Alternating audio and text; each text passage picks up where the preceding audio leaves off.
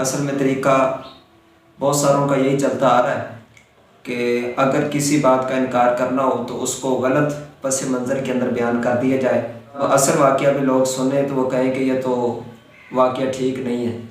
اسی طرح بہت سارے لوگوں کا طریقہ چلتا آ رہا ہے، اسی میں سے ایک واقعہ یہ ہے۔ مثال دے طور تے ایک میں اشارتاً وہ بھی لفظاً نہیں بلکہ محتاط الفاظ میں بیان کرنا واقعہ بیان کیتا جاندہ ہے جی جناب عبداللہ تے سردار عبدالمطلب جا رہے سن بیت اللہ دے کول، ایک عورت بیٹھی ہوئی سی، خوبصورت عورت سی، انہیں کہا عبداللہ تم میرے نال آ کے بدکاری کر۔ سردار عبدالمطلب نے ہمیں اس طرح دے واقعات انہاں دا حقیقت دے نال کسے قسم دا کوئی تعلق نہیں، صرف اتنی ایک بات بیان ہوئی ہے جناب عبداللہ دی شادی آمنہ بنت وہب دے نال ہوئی۔ پہلے سلفی صاحب نے یہ کہا کہ یہ واقعہ اس طرح بیان کیا جاتا ہے، اس کے بعد کہا ہے وہ واقعہ تو یہی آیا ہے کہ حضرت عبداللہ رضی اللہ تعالیٰ عنہ کی شادی حضرت آمنہ رضی اللہ تعالیٰ عنہ سے ہو گئی۔ کس کتاب میں ہے تو وہ سب سے پہلے آپ کے سامنے عرض کرتا ہوں کہ اس واقعے کو سب سے پہلے جس کتاب کے بارے میں یہ کہا جاتا ہے کہ یہ نبی پاک علیہ السلام کی سیرت کی سب سے پہلی کتاب لکھی گئی ہے، kitabu-sunnat.com، یہ جو وہابیوں کی ویب سائٹ ہے وہاں پر بھی اس کتاب کو انہوں نے ترجمے والی کتاب کو اپلوڈ کیا ہوا ہے۔ امام ابن اسحاق نے اس کو لکھا، سیرت ابن اسحاق کے نام سے مشہور ہے، اور ان کا وصال 151 ہجری میں ہوا۔ تو سب سے پہلے اس کتاب کے اندر یہ واقعہ آیا ہے۔ اس کے بعد امام ابن ہشام رحمۃ اللہ علیہ 213 ہجری میں یہ انتقال کر گئے، انہوں نے بھی اپنی کتاب کے اندر سیرت ابن ہشام کے اندر یہ واقعہ بیان کیا۔ اس کے بعد امام ابن سعد 230 ہجری میں فوت ہوئے، انہوں نے بھی اپنی کتاب طبقات الکبریٰ جو امام ابن سعد کی کتاب ہے اس کے اندر انہوں نے اس واقعے کو بیان کیا۔ اس کے بعد امام ابو نعیم اصفہانی رحمۃ اللہ علیہ 430 ہجری میں فوت ہوئے، انہوں نے اپنی کتاب دلائل النبوہ میں اس کو بیان کیا۔ امام بیہقی 458 ہجری میں فوت ہوئے، انہوں نے اپنی کتاب دلائل النبوہ، ان کی بھی کتاب ہے، انہوں نے بھی اس کے اندر اس واقعے کو بیان کیا۔ اس کے بعد امام ابن جوزی رحمۃ اللہ علیہ 597 ہجری کے اندر ان کا انتقال ہوا، انہوں نے بھی اپنی کتاب عیون الحکایات کے اندر جلد نمبر 1 میں اس کو بیان کیا۔ اس کے بعد عیون العصر کتاب ہے، ابن سید الناس نے لکھی ہے، ان کا وصال 734 ہجری میں ہوا، اس کے اندر بھی اس واقعے کو بیان کیا۔ اگر تاریخ کی بات کریں، امام ابن اسیر جزری 630 ہجری میں فوت ہوئے، الکامل فی التاریخ ان کی تاریخ کی مشہور کتاب ہے، اس کے اندر بھی انہوں نے اس واقعے کو بیان کیا۔ اور البدایہ والنہایہ امام ابن کثیر کی ہے، 774 ہجری میں فوت ہوئے، انہوں نے بھی اپنی کتاب جس کو تاریخ ابن کثیر بھی کہتے ہیں اس کے اندر بیان کیا ہے۔ امام قسطلانی رحمۃ اللہ علیہ 924 ہجری میں فوت ہوئے، انہوں نے اپنی کتاب مواہب اللدنیہ کے اندر اس کو بیان کیا ہے۔ اس کے بعد سبل الہدیٰ والرشاد کے اندر امام یوسف صالحی رحمۃ اللہ علیہ نے اس واقعے کو بیان کیا ہے، 942 ہجری میں ان کا وصال ہوا ہے۔ اس کے بعد اگر دیکھیں تو امام حلبی رحمۃ اللہ علیہ 1044 ہجری میں فوت ہوئے، انہوں نے اپنی کتاب السیرۃ الحلبیہ انسان العیون اس کے اندر اس واقعے کو بیان کیا ہے۔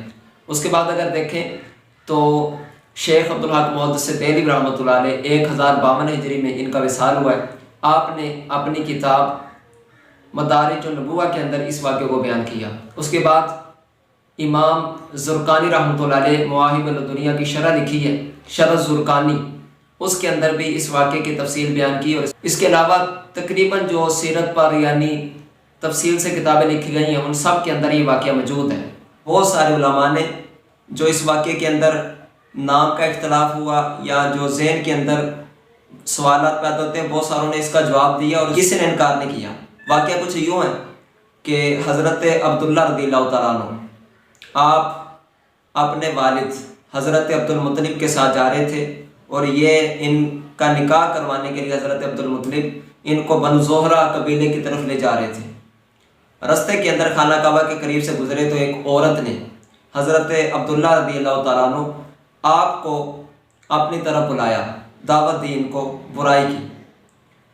اس عورت کے نام کے حوالے سے اختلاف ہے کہ اس عورت کا نام کیا تھا۔ بعض نے کہا کہ ورقہ بن نوفل کی بہن تھی۔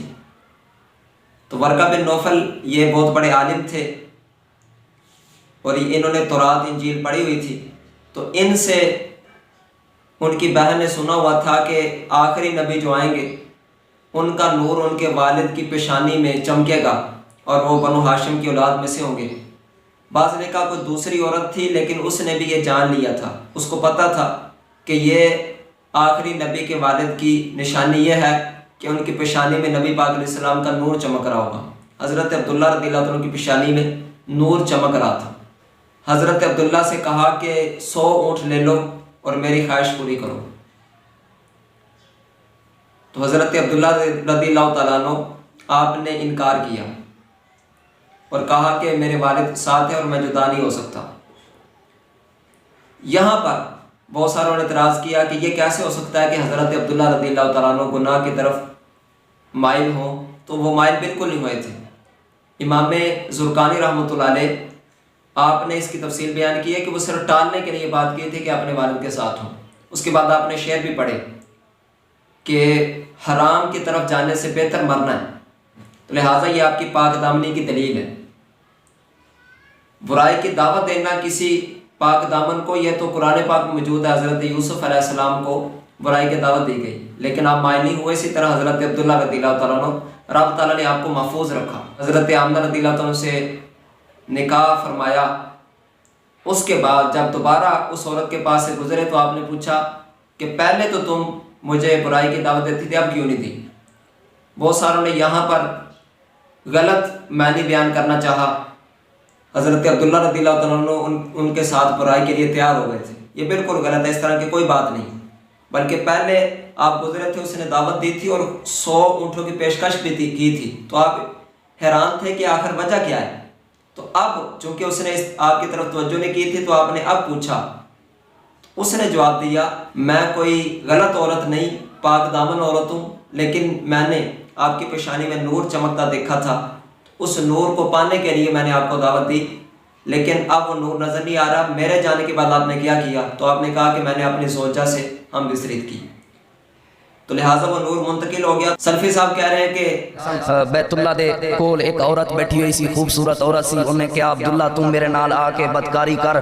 سردار عبدالمطلب نے حامی اسدار عبدالمطلب نے حامی اسدار عبدالمطلب نے حامی اس طرح کی کوئی بات نہیں۔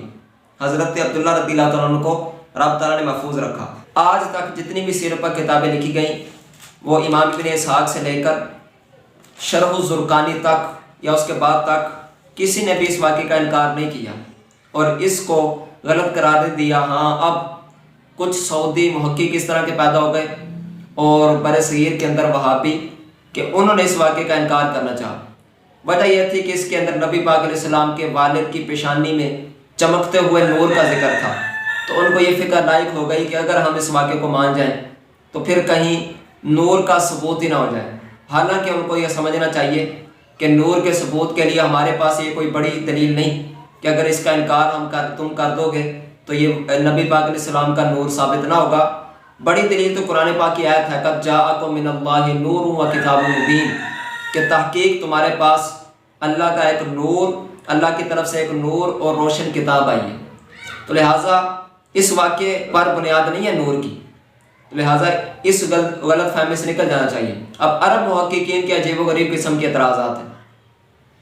پہلے سلفی صاحب کو دیکھ لیجئے کہ واقعہ پورا یا تو بیان کی کرے نا کہ کس کس کی کتاب میں بیان ہوا ہے اور اصل واقعہ کس طرح ہے، اس کو درمیان میں اشارتاً بیان کر کے گزر جانا اور یہ کہنا کہ میں بڑے محتاط لفظ بول رہا ہوں اور پتہ نہیں واقعے کے اندر پتہ نہیں کون سی ڈرونی بات ہے کہ میں وہ پڑھ دوں گا تو کچھ ہو جائے گا، حالانکہ حضرت عبداللہ رضی اللہ عنہ کی پاک دامنی کا یہ بیان ہے۔ تو لہٰذا یہ ان کی باتیں۔ اب ذرا عرب محققین کی طرف آئیے، وہ کہتے ہیں کہ نام کئی عورتوں کے ہیں تو لہٰذا اس وجہ سے پتہ چلتا ہے کہ واقعہ ٹھیک نہیں، یہ صرف نام کا اختلاف ہے، یا یہ 2-3 واقعے ہوئے 2-3 بار ہوا، یعنی آپ کے حسن و جمال کو جب دیکھا اور آپ کی پیشانی میں چمکتے ہوئے نور کو دیکھا تو جن عورتوں نے پڑھا ہوا تھا کتابوں میں یا سنا ہوا تھا انہوں نے یہ خواہش کی کہ وہ نور ان کے پاس آ جائے، اس وجہ سے یہ واقعہ پیش آیا۔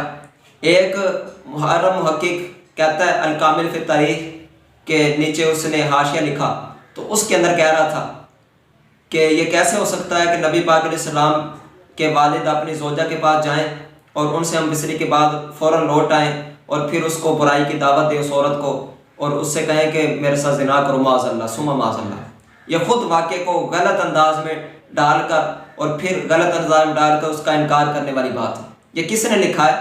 بلکہ واقعے کے اندر اس طرح بیان ہے کہ جب آپ دوبارہ اس عورت کے پاس سے گزرے، دوبارہ اس عورت کے پاس گئے، فوراً جانے کے الفاظ کوئی نہیں، بلکہ امس کے لفظ موجود ہیں کہ آپ نے کہا اس عورت سے کہ کل جو تم نے مجھے دعوت دی تھی آج تم نے کیوں نہیں کہا اس طرح، آج تم نے برائی کی دعوت کیوں نہیں دی؟ تو آپ حیران تھے کہ اس نے کل اس طرح کیوں کیا، اس کی وجہ جاننے چاہ رہے تھے، اس لیے آپ نے یہ بات اس عورت سے کی تھی، نہیں تو کوئی آپ برائی کی طرف مائل نہیں تھے، لہٰذا یہ خود غلط انداز میں اس کو ڈال کر پیش کرنا ہے۔